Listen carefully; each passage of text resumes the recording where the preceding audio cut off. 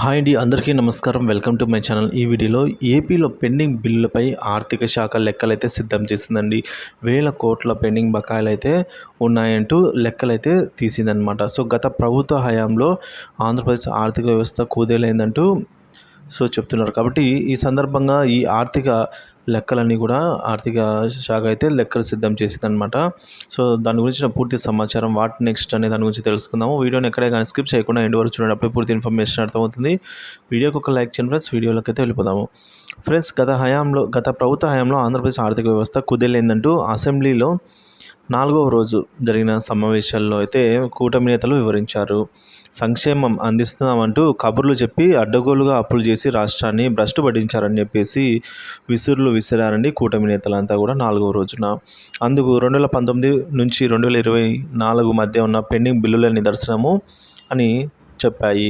సంక్షేమం అందిస్తున్నామని చెప్పి ప్రజల నెత్తిన భారం మోతతో అప్పుల భారాన్ని మోపారని అయితే విమర్శించారండి అసెంబ్లీలో వైసీపీ గురించి. ఈ పెండింగ్ బిల్లులన్నిటినీ వాటి వివరాలను సేకరిస్తున్నామని అయితే చెప్పింది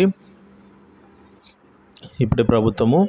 ఇప్పటి వరకు అందించిన సమాచారం మేరకు 2019 నుంచి 2024 మధ్యలో 1,45,588 కోట్ల పెండింగ్ ఉన్నట్టుగా సర్కార్ అయితే ప్రాథమికంగా గుర్తించిందండి. ఆర్థిక శాఖపై అయితే ఒక తెల్లపత్రాన్ని అయితే విడుదల.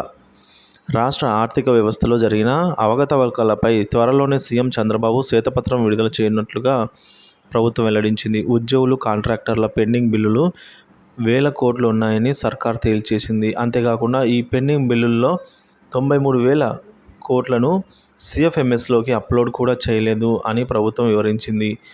దీనిపై శ్వేతపత్రం విడుదల చేసి వైసీపీ హయాంలో జరిగిన ఆర్థిక అవకతవకలను ప్రజల ముందు ఉంచుతామని తెలిపింది. వాటి కారణంగానే రాష్ట్ర ఖజానా అడుగంటిపోయిందని, అలాంటి పరిస్థితుల్లో అధికారంలోకి వచ్చిన కూటమి ప్రభుత్వం చాలా చాకచక్యంగా పనులను నిర్వహిస్తుంది అని చెప్పేసి కూటమి నేతలు అయితే పేర్కొన్నారండి. ఏది పరిస్థితి ఎట్లా ఉన్నా కూడా రాష్ట్రం పరిస్థితి మేము చాకచక్యంగా ఒక గాడిలో పెడతాము ఆర్థిక వ్యవస్థను అయితే అంటున్నారు.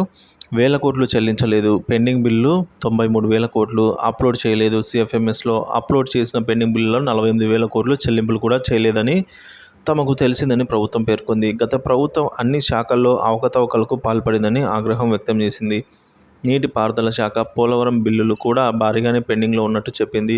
వీటికి సంబంధించిన పూర్తి వివరాలను త్వరలోనే విడుదల చేసే శ్వేతపత్రంలో వెల్లడిస్తామని చెప్పేసి కూటమి ప్రభుత్వం తెలిపిందండి. శ్వేతపత్రంలో ఉండే వివరాలు అయితే ఏమిటి అని తెలుసుకుందాము. వివిధ ప్రాజెక్టులకు సంబంధించిన 14,324 కోట్ల మేరకు అయితే బకాయిలు, ఆర్థిక శాఖ నుంచి 19,549 కోట్ల పెండింగ్ బిల్లులు, పంచాయతీరాజ్ గ్రామాభివృద్ధి శాఖలో 14,000 కోట్లకు పైగా ఉన్న బకాయిలు, అలాగే మున్సిపల్ శాఖలో 7,700 కోట్ల బకాయిలు, వీటితో పాటు మరికొన్ని పెండింగ్ బిల్లులకు సంబంధించిన పూర్తి వివరాలను శ్వేతపత్రంలో వివరించినట్లు ప్రభుత్వం అయితే తెలిపిందండి.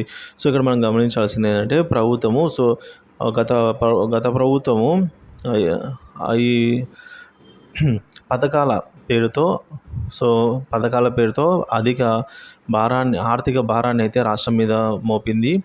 అయినా సరే మేము ఎంతో చాకచక్యంగా ఒక గాడిలో ఆర్థిక వ్యవస్థను తీసుకొని వస్తాము అని చెప్పేసి చెప్తున్నారు. మరి ఈ నేపథ్యంలోనే ఉద్యోగులకు సంబంధించిన పెండింగ్ బిల్లులు, అలాగే రావాల్సిన బెనిఫిట్స్ ఇవన్నీ కూడా ఇవ్వాలి అని ఆర్థికేతర సంబంధించిన అంశాలన్నింటినీ కూడా వెంటనే పరిష్కారం చేయాలి అని అయితే ఉద్యోగ సంఘాల పెన్షనర్స్ అంతా కూడా కోరుతున్నారు.